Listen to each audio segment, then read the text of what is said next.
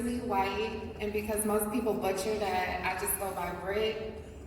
I am the director of special projects for an organization with a very long name, formerly incarcerated and convicted people and families movement. We go by FICPFM, and I'm also an organizing fellow with the Institute to End Mass Incarceration at the Harvard Law School. And my offering today is about reentry through the perspective of a Black woman who's been incarcerated. From 2009 to 2014, I was incarcerated in every facility that a woman can be held in the state of Alabama. And during those 5 years, Dallas won the NBA championship. They hosted the Final Four, and the city was more popping than it had ever been. And I was locked up in my pretty young thing years, missing all the memories, right? Because that's what incarceration does. It steals your humanity and it steals your memories from your families and your loved ones. So as we celebrate, as we have barbecues, we recognize that there are key figures in our life who are missing from these memories, who were passing the phone along at the barbecue, telling everybody to say hi. And often this perspective is told through men, but women have a unique perspective in the criminal legal system as well that often gets erased. And if we believe that everybody are children of the Most High, this includes God's children who are not in the room with us today. And they have a very important perspective about this issue that often gets left out. Because we understand that failures in our public health system have dumping grounds. Those dumping grounds are the cemetery, our unhoused community, mental health institutions, as well as incarceration and jail. And as the church, we have often been conditioned to think about these issues through charity.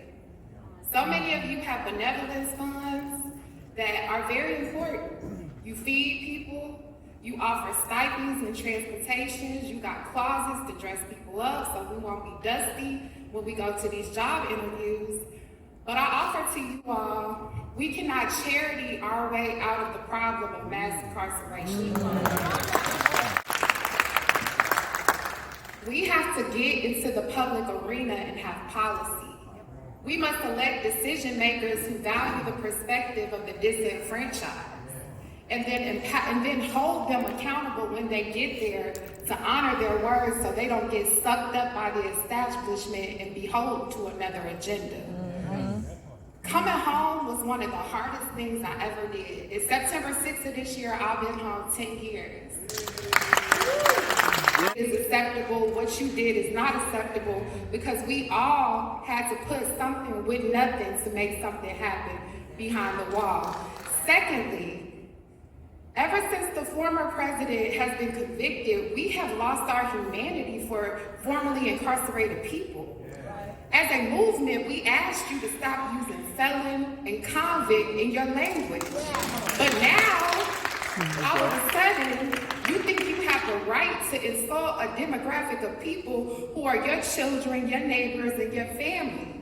All because you got beef with one individual. But as the church, I'll ask you to hold your moral ground and continue to use the language of justice impacted and formerly incarcerated as we agreed before this happened. We cannot become the thing that we are organizing against.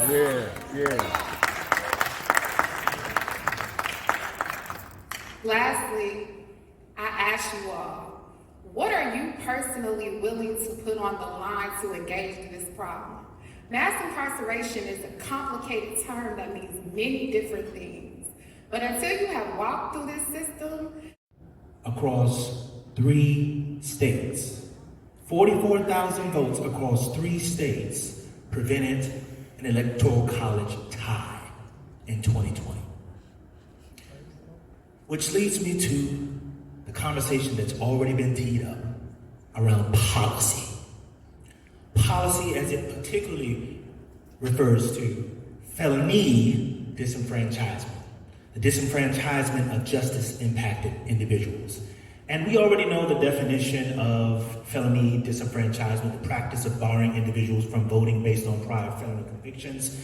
That's just a excerpt from a website where you can go into the full framework that I authored called The 7 Deadly Sins of American Democracy. It's found at redeemdemocracy.us. That's REDEEM, as in I am redeemed. Redeem, without the E, redeemdemocracy.us. And we can see that in terms of felony disenfranchisement, that according to a 2020 Washington Post report, 2.2 million, the larger number is over 4 million with everyone in America, but 2.2 million, that is 1 in 19 black voters, are disenfranchised or banned from voting in America. That's 4 times the rate of all other racial groups combined. So I want to juxtapose again, 44,000, 2.2 million black voters. And that's just one of the 7 deadly sins. We go from voter suppression and voter erasure to gerrymandering, then we get to felony disenfranchisement, the corrupting influence of big money in politics, and vulnerable voting systems and Trojan media, and of course, the Electoral College. Let's go to the next slide. This is the conversation I want to have about the redeeming countermeasures. We've heard about felony disenfranchisement, justice impacted individuals, and how they're barred from voting in many instances. But let's talk about what the solution. Actually, 2 prisoners swimming in open bodies of water. To the right, that's one of his room. That's one of the prisoner rooms.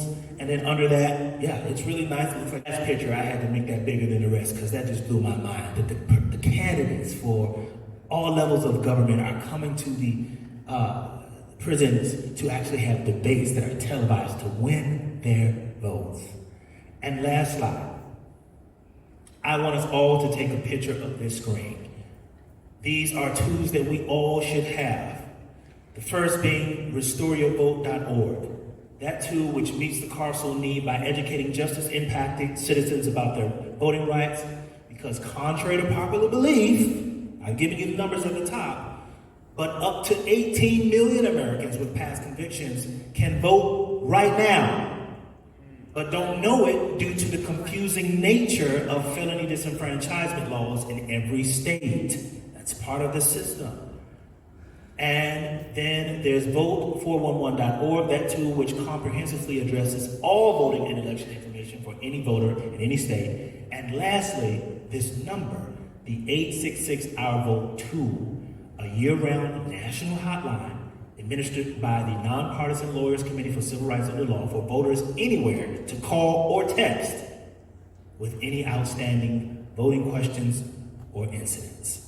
I want to make sure, again, we take a picture of this because every church, every place of worship, every organizer, all nonprofits, we should have this information to combat the disinformation ecosystem. And I yield. Thank you.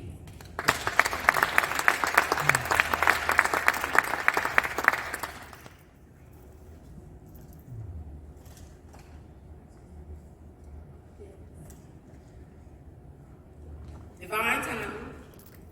Got it? Divine timing. So you were able to hear the carceral state from zip code, criminalization of power. Much appreciation to all of you, especially to Pastor Warnock. Just a few announcements before we dismiss for the evening. We have a book signing directly in the lobby right after this convening. Pastor Warnock's book, A Way Out of No Way, a memoir of truth, transformation, and the new American story will be available for purchase, as well as his children's book, Put Your Shoes On. That's available for purchase immediately after this session. It's such a pleasure to see each and every one of you. I just want to give a shout out and a word of appreciation to the pastor who's joined us this evening, the Reverend Dr. Frederick Douglass Haynes III. Appreciate you, sir.